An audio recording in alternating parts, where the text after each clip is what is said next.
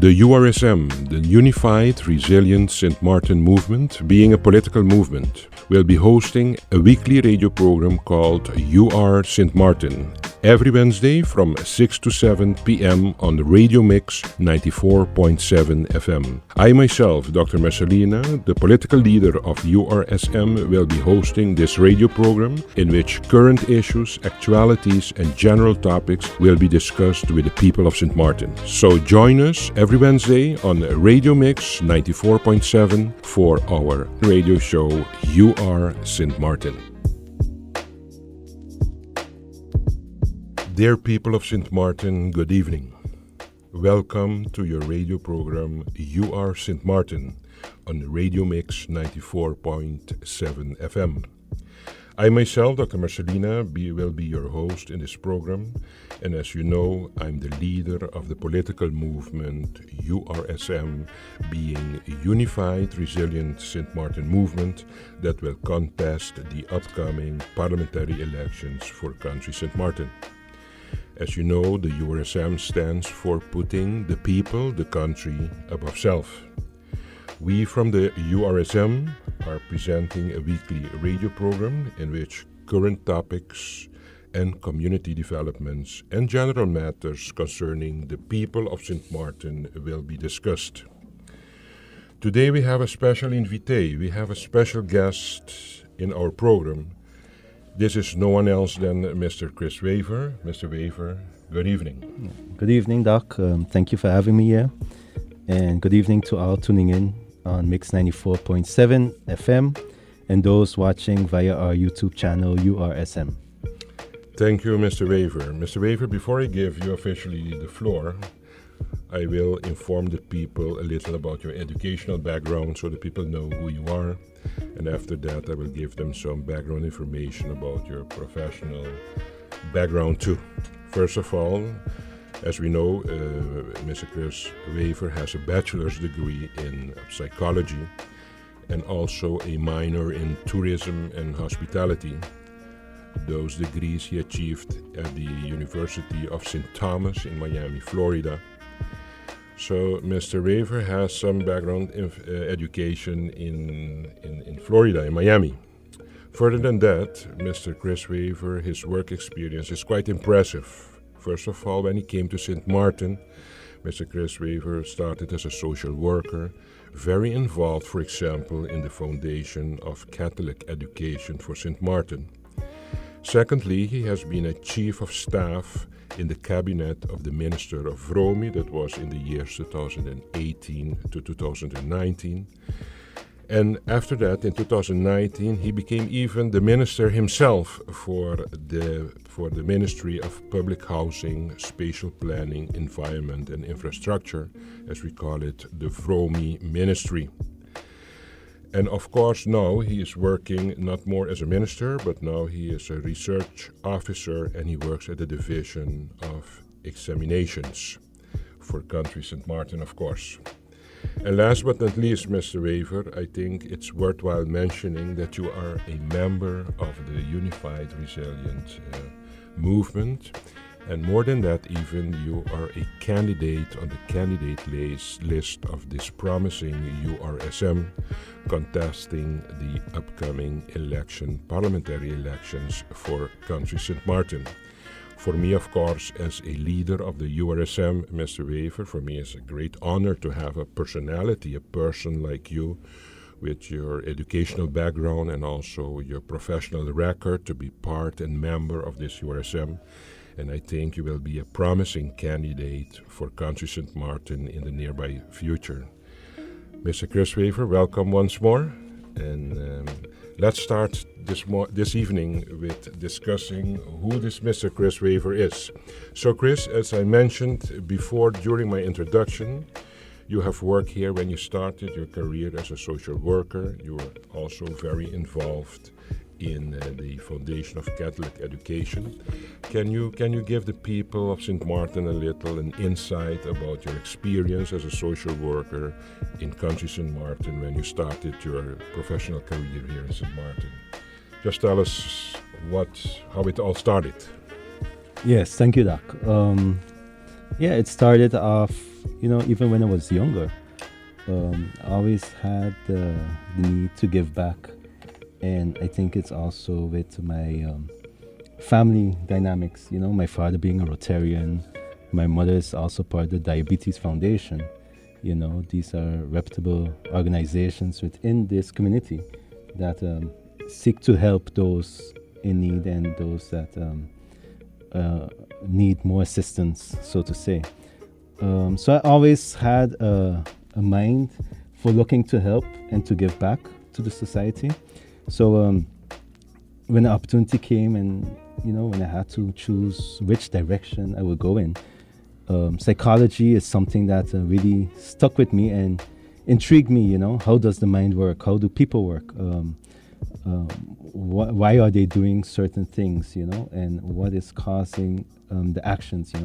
Because every action has a reaction, so we have to deal with the issues, and psychology deals with it from, I guess, the beginning aspect of it, and then to see, okay, how can we process different to make different choices? And then when I came back to the island, looking for a job, and then I saw the advertisement in the newspaper, and it's funny because life is full circle. So I grew up going to Sis Marie Laurence Primary School, and then after Hurricane Lewis, I went to Miami for a little bit, and then I came back because I had a choice to make then. To either I could have stayed in Miami and continue my high school education, but I said no. For some reason, my heart is home, so I decided to come back. Ended up in St. Dominic High School, where I did my high school education. And always it's done good for me, and I think the foundation that it has taught me, and the appreciation for my country and everything like that, I decided then to continue from high school to college, and I ended up in Miami doing the psychology. But I say that to come back full circle, meaning I ended up working now for the Catholic School Board, and I ended up actually by Sis Marie Laurence Primary School, the same school where it all started for me, So it's nice to see how life works and how it ends up, that you end up full circle. But Chris, as a social worker, of course, you are exposed actually to all the challenges of humankind in a community. And especially now that we have had our challenges with Irma first, Hurricane Irma, and then all of a sudden the worldwide pandemic that, of course, that destroys and touches also a vulnerable community as Sint Maarten.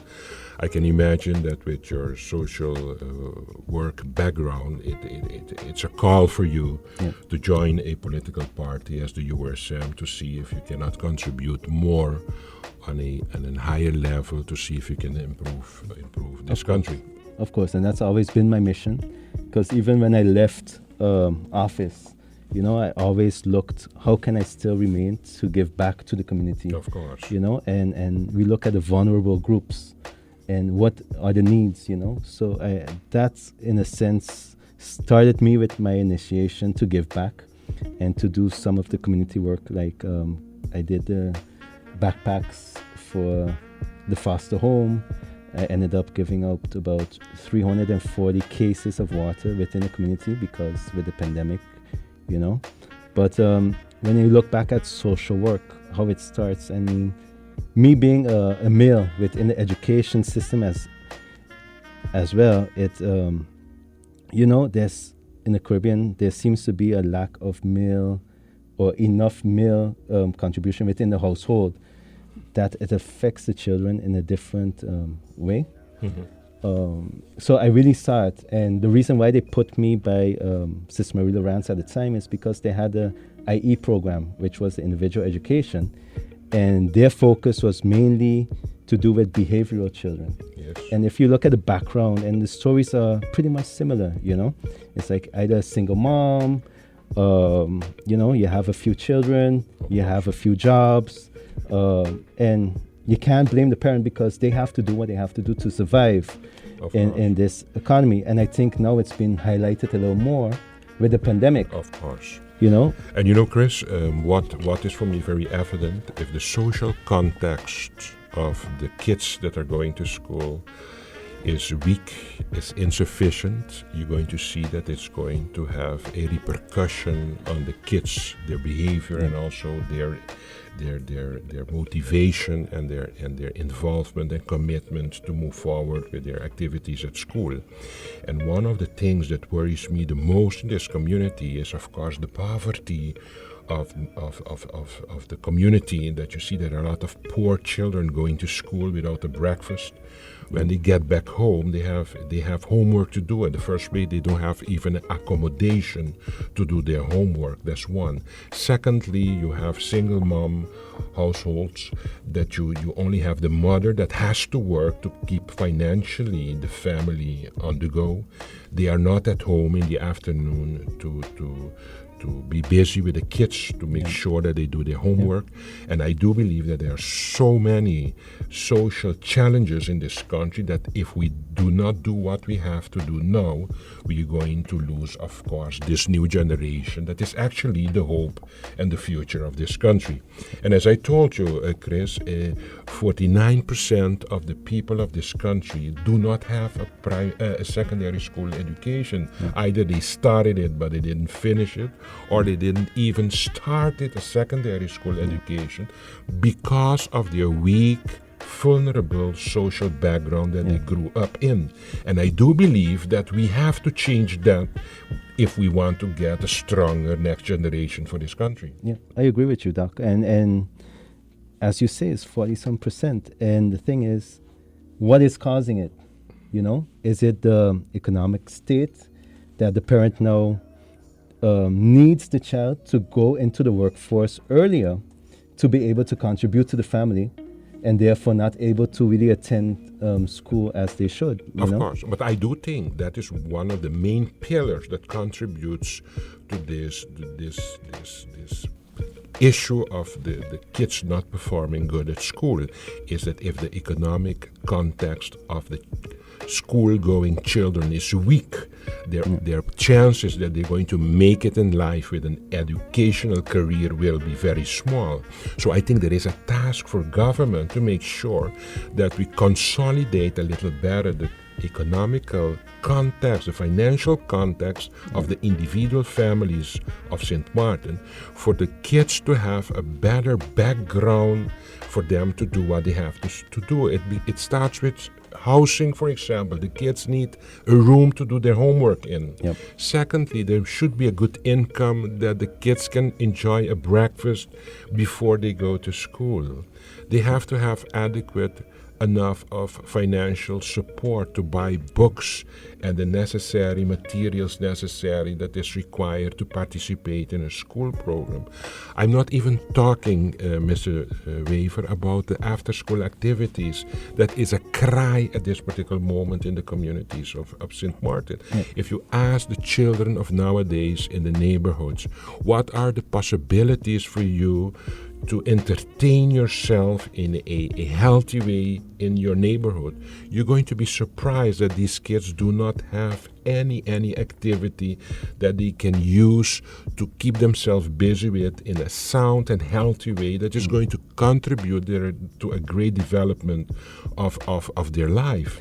So we will have to do something with these challenging issues if you want to improve the quality of life of the children. And exactly that. And it's one thing is to have it, but to be able to have it for everybody. Of course. You know, and some schools do have the breakfast program, which help and contribute, but we need to spread it out some more, so to make it more available for all the schools. And then there's also the afternoon school, as you mentioned.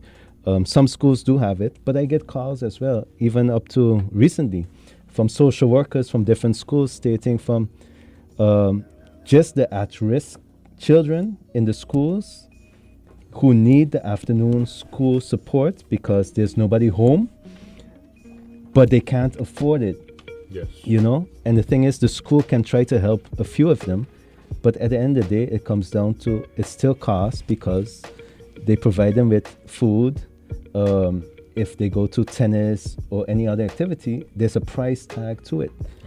So it's now to minimize the gap. And the thing is, the ones that need it aren't getting touched enough.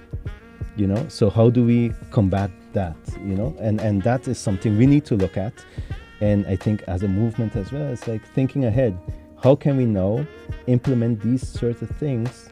And when we look at the budget that we have, it needs to spread, and we need to focus more on these kind of activities that actually is going to make a difference. But Mr. Wever, it's all about priorities of government. Are we realizing the cry of the children, the school-going children? If that is the case, we have to prioritize the budget in a way that is going to accent the solutions for the school-going children of this country. So if we make it a priority, it can happen, but we have first to realize that we want to solve this problem. And I do believe that the budget, being the law, the most important law of the country, should make a preference and a choice if this is something important in the agenda for the government for the coming 4 years that the government is going to govern the country. And we realize all that there is a cry in this community, there is a poverty in this community, that the education level of the people of this country is very low, that there is no after-school activity and no sport activities for the people of this country. And still, I do not see that repercussion in the policy and in the budget of Country Sint Maarten. And I'm telling you honest, Chris, that is the reason that I founded, together with you, you're one of the founders. We started this political movement because we thought we have to prioritize different with this country. And we have to tackle the children diseases of this country first before we think about high-tech solutions for this country. If you have the children diseases not controlled, how do you think you're going to get a good balanced community to do what you have to do with to get this country on another level? You have to start tackling the basic problems of this country. And the mindset has to be proactive. Of course. Too often we're so reactive when it comes to issues and problems. And then it comes back to once it reaches adulthood and when we get the mental health state of this country.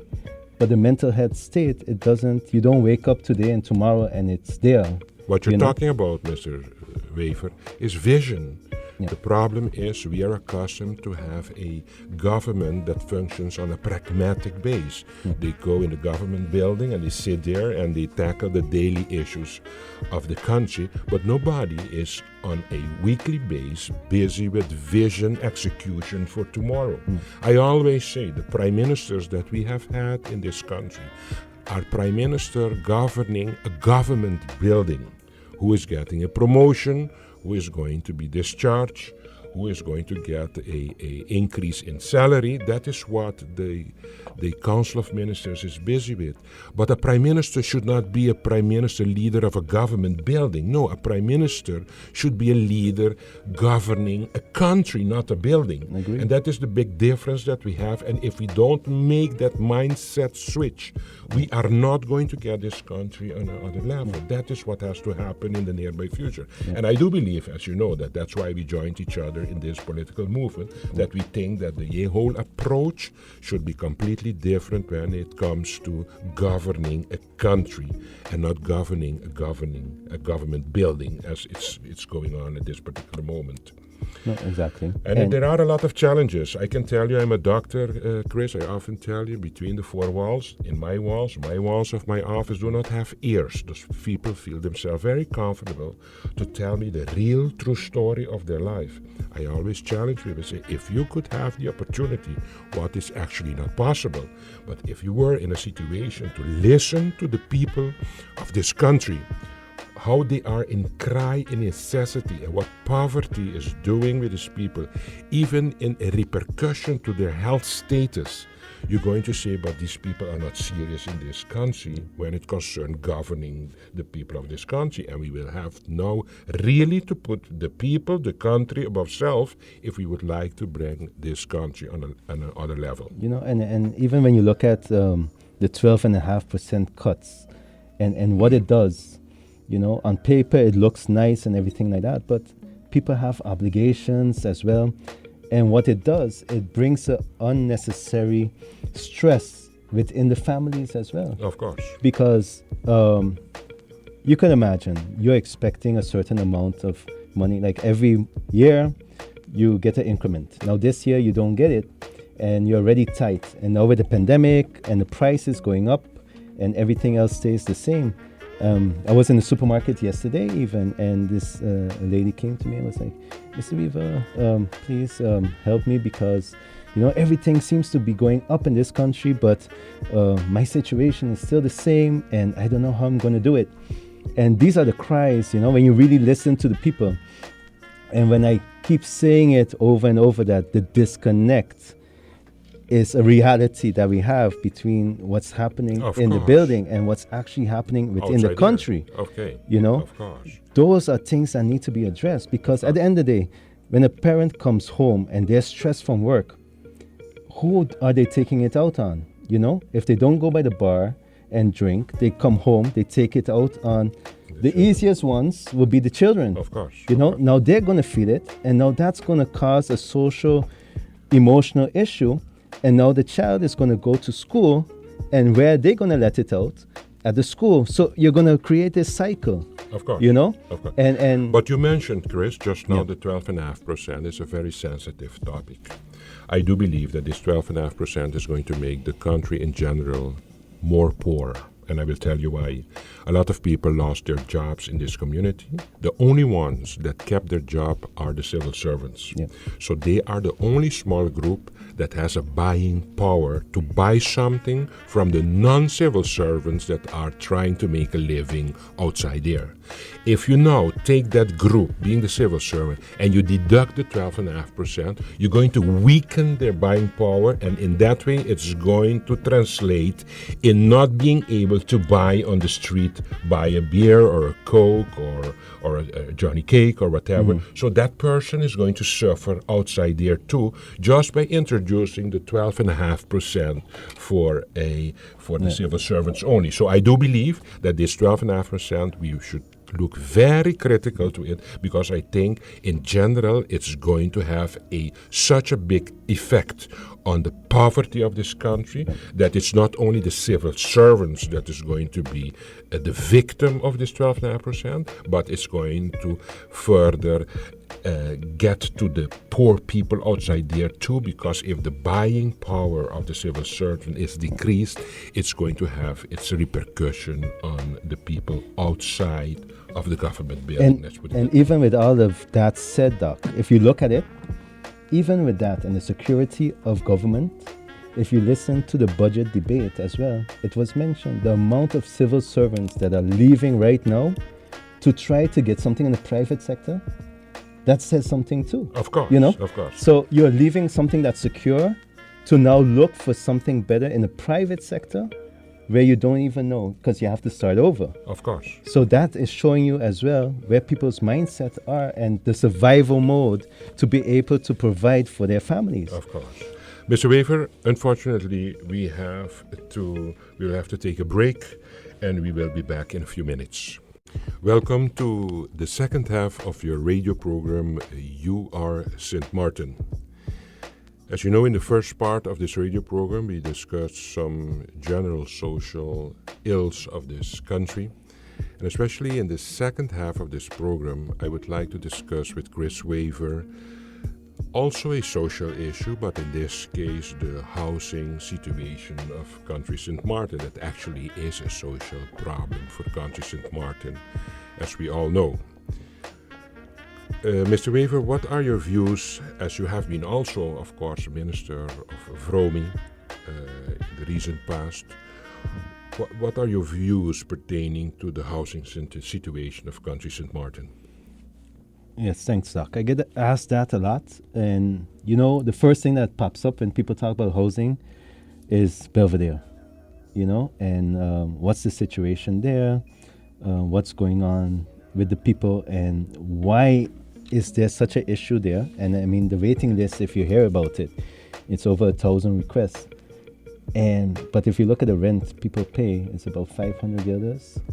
And once you're in, it's difficult to get you out, you know. And the idea, I think, from Belvedere was great with the whole social homes, and it's needed. But there has to be a transition to somewhere. And I think there is where we kind of dropped the ball, because now you have persons living in Belvedere, and if you look in front of the social home, then you have an Audi parked up there and everything like that. And at the end of the day, I can't blame them either, because we're stuck in a system that gives you no choice in a sense.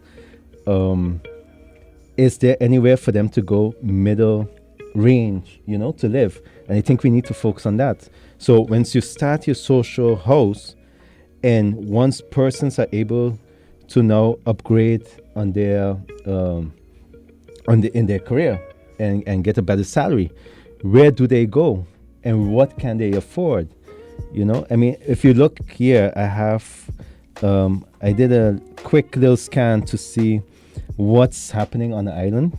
And if you look, a one-bedroom apartment in the city center, so I'm guessing it's about Phillipsburg area, maybe Simpson Bay area. For a one-bedroom, you're looking average about $1,100 a month. It's incredible. You know, $1,100. So it ranges between $850 to $1,500 for a one-bedroom apartment. And then to come back to that, when you look at the minimum wage, because if you're looking at social homes from Belvedere, you're looking kind of at the minimum wage area and stuff, and you're looking at about $4.93 an hour. So it's about 8 guilders, something, almost 9 guilders. So we're actually third on the list. If I'm looking at an article that was written by Mr. Terence Yondrup, and this came out in December 19th of 2021, where he compares the best islands, Aruba, Curacao, Sint Maarten, amongst other islands. And if you look, the best islands are at $6.25. Aruba is at $5.92. Curacao is at $5.37. And Sint Maarten is at $4.93. Yes, it's you know? incredible. And then you're looking at, just to rent a house, a one-bedroom, at $1,100 on average. Mr. Wever, the housing in Sint Maarten is a problem. So, as you know, as a leader of the URSM, that triggers me that I do think that fundamentally something is wrong with the housing for the people of this country. First of all, I do believe that we have to have a plan, a vision, a policy to enhance the social housing for the people of this country. Every time again we go back to Belvedere. Belvedere 1 is not enough to solve the housing problem of country Sint Maarten. That's one. Agree.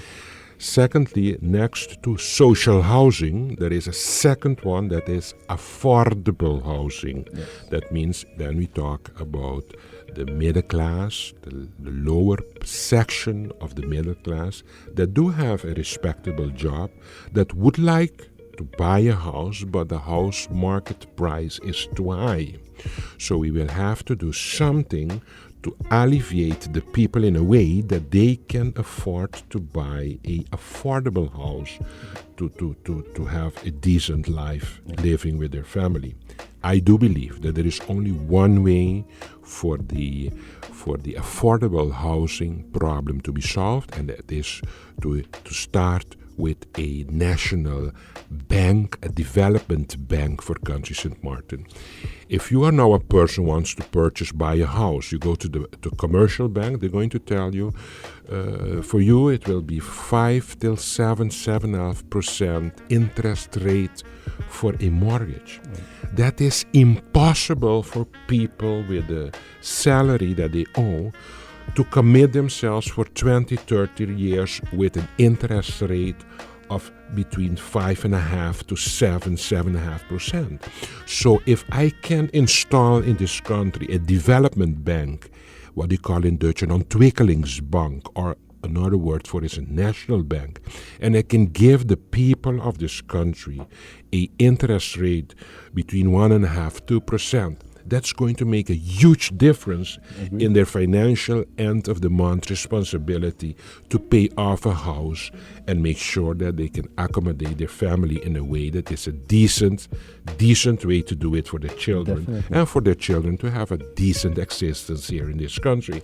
So we can talk long about it, but we have to bring down the interest rate of the mortgages for the people that can be potential buyers, but it has to stay realistic. And the only way that it can stay realistic for that group of people in our community is to lower the interest rate of the mortgages. And I do believe, I thought long about it as leader of this URSM, that the only thing that I can do once I'm in government is I'm going to install a national bank, try to organize a national bank, a development bank for country Sint Maarten, to give the people an opportunity to be able to buy a house in this country.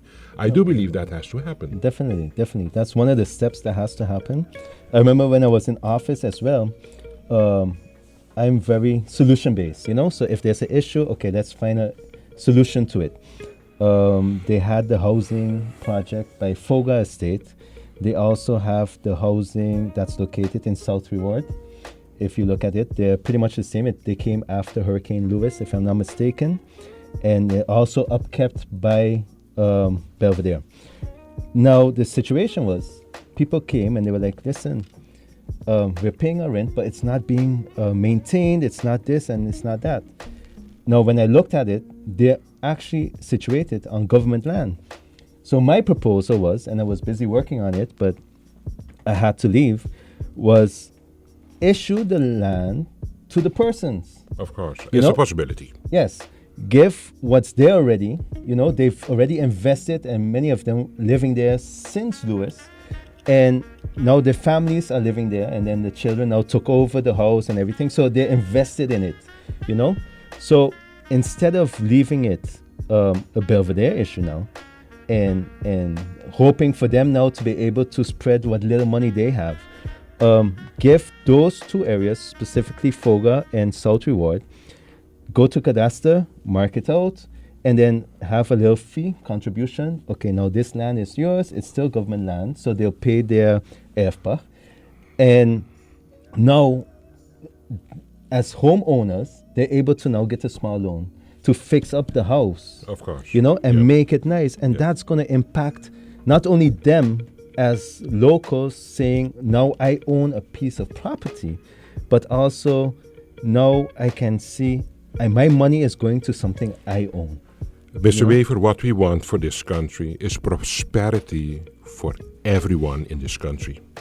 And I do believe that if you have social housing for a family and the next generation is going to continue making use of this social housing without being in a position to become the owner of that house, I do believe we have to come with a program that we will call rent to buy. Of course, because at the end of the day, we will have to help the lower social class, the weaker in our community, for them to have the feeling and possibility that they can achieve something in life for their children too.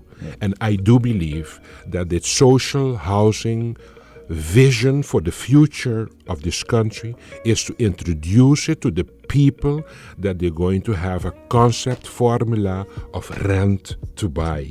At the end of the day, after 15, 20 years of paying rent, at the end of the day, the house will be on their name and they will be the owner of that house. And in that way, country Sint Maarten also contributes to combat the poverty and the needs of the lower social class, because a dream society is a society with a very broad-based middle class that makes a country strong.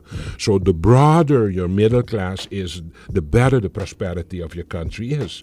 So what we want is to have a small, lower social class, and we want to broaden our middle class. So for example, with a concept formula of introducing rent-to-buy formula, you are going to give the people the opportunity to become owners, homeowners. And that is what you want for your people of your country. I don't know what you think about it, but that is what I would like to introduce the moment we are in government. But we discussed it already. Yeah, I totally agree with you, Doc. And that's the way to give people alternative to be able to show.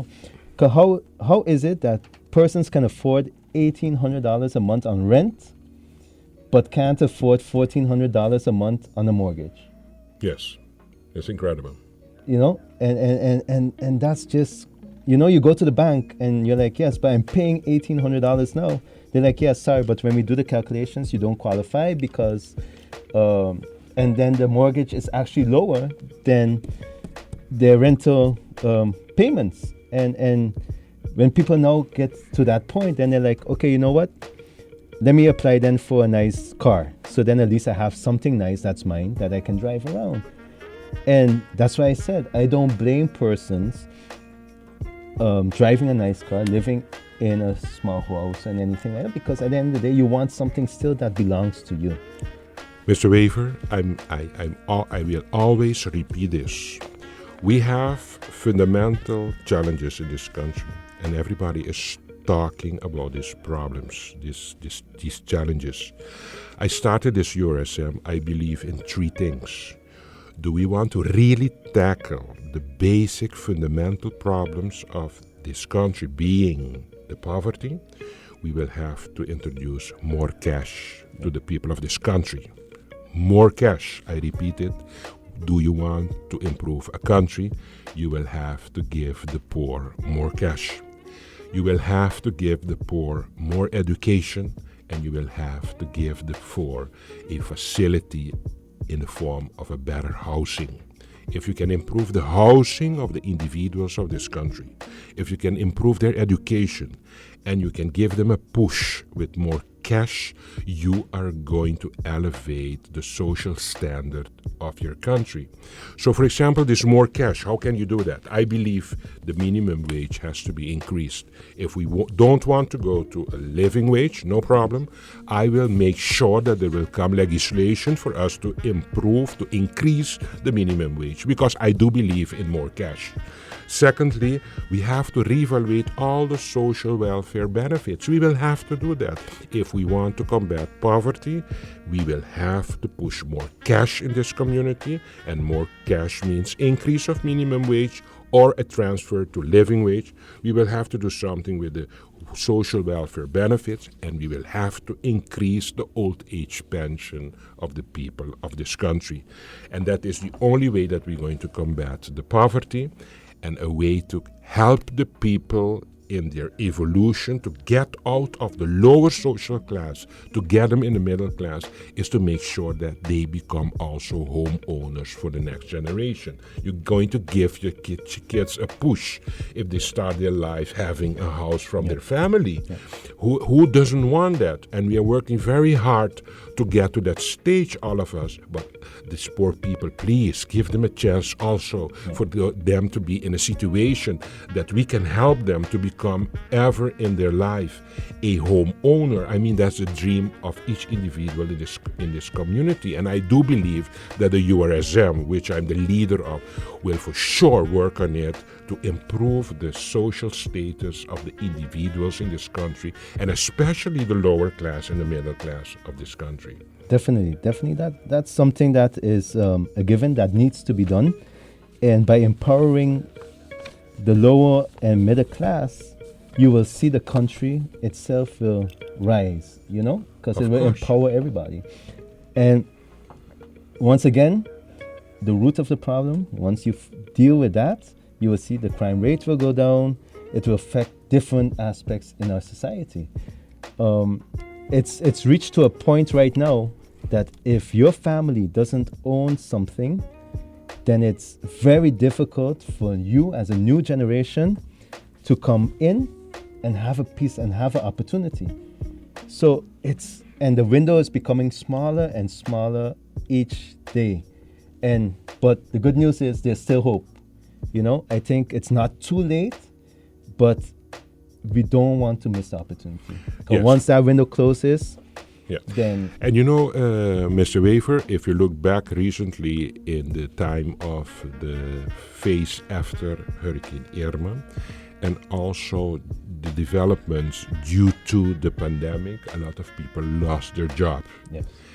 One of the visions that I have, and I'm seriously about thinking and contemplating how to introduce that once we are in government is a unemployment insurance that we're going to introduce for people that are on the working market and the work market to pay a small fee for a unemployment insurance, in a way that if we are hit by a hurricane or by a pandemic in this case, we see that all of a sudden we lose our job and everybody's paralyzed. But if we have it in a pool that is the pool of the people that have contributed with a small monthly obligation to have a unemployment insurance, we can make use of that fund again to give some continuity to those that lost their job due to a natural disaster, like for example the Hurricane Irma, or to this pandemic that recently or until now is affecting our community.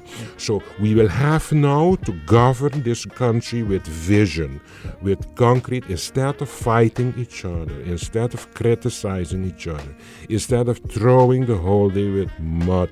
I think it's time for us to hold each other's hands and be a country of inclusion and start functioning and governing this country with vision for the future. If we do not do that, we're going to stay the coming 10, 20 years in the same phase that we are stuck now.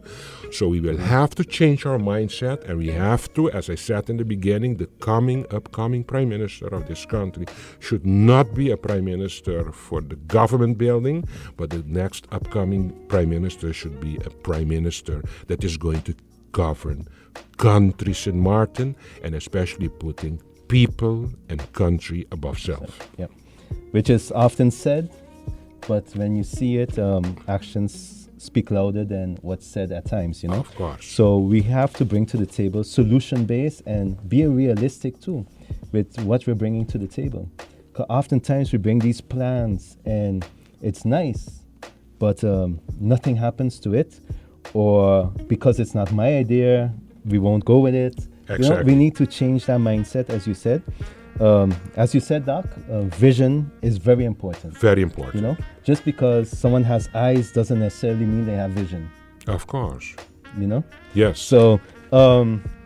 and I say that all the time, and it's so important. And what you said with insurance, it relieves government as well as, okay, now it puts me in a state where now I have to go out and beg for some more money. Of course. So you're trying to avoid these things, but to avoid it, you have to look at the issue and how can we solve these issues at the beginning. Of course. What we're doing right now is like, okay, something pops up in the newspaper. Oh, okay, we got to tackle mental health, or something happens there. Okay, youth seem to be out of control. Okay, we need to tackle the schools and what's going on there. Yes. And then after a few months, it dies down because there's no concrete plans. Of course. And as you know, Chris, because you are part of this URSM, we are now busy with a documentation of a country plan for Sint Maarten. Yes. And as you know, this country plan is not a manifesto for the coming 4 years, but it gives us a vision and a guideline where we want to be with this country in 10 years from now.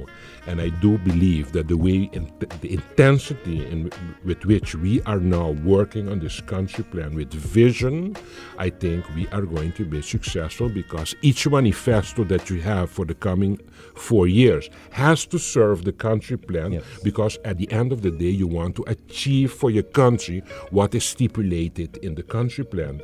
And of course, things that I'm telling you now about our vision, that you know too, about a unemployment premium that has to be paid to guarantee continuity of income of people that lose their job because of a natural disaster, for example, and our vision about the affordable housing, the statement that I made that I do believe that we have to start with a national bank, a development bank for country Sint Maarten.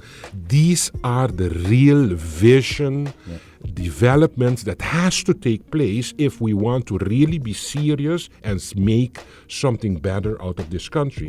By talking and, as you say, being pragmatic, wake up every day, go to the government building and sign some documents to get this day over and start tomorrow again, without a long-term vision, will never bring Sint Maarten on another level that we actually all envision. Yes. And I hope, Mr. Wever, now that we're busy with this URSM, that the people are realizing that if you do not change your vision today, your habits, your behavior, you will never be able to change tomorrow. The changes of tomorrow start today. And that's why, for example, we are offering the people of Sint Maarten this unified, resilient Sint Maarten movement as an alternative to give a future, a brilliant future to this country. And that's why I'm so happy that we have this platform here today. Of course. That we can reach out to the community and really let them know what we stand for and the issues that are taking place, but not only talk about the issues, but also bring in the solutions. Of course. Exactly. And I think that differs us from other political parties, that we can just describe the actual problems, but next to that, immediately bring a suggestion, a solution to start to see if we can solve the problem. Exactly. And I think that's so important. And as our chairlady so nicely said, it's time to walk a different street. Our chairlady, Mrs. Brenda Brooks. Yes. It's time, Mr. Wever, for Sint Maarten to walk in another road. Yes. Huh? Yes. Mr. Wever, it was a very interesting discussion that I had with you in this radio program. Ladies and gentlemen, unfortunately, we are at the end of this radio program. You are Sint Maarten. As you know, we always discuss current issues, developments, and general topics that is of interest for the people of Sint Maarten. We are going to finish this program for today, and we are looking forward to have you with us next week, Wednesday, from 6 to 7 p.m. on 94.7 Radio Mix in Sint Maarten. Have a great evening, and thank you for your attention. And Mr. Wever, once more, thank you very, very much to be here with us. My pleasure. Thank you, and have a good evening further.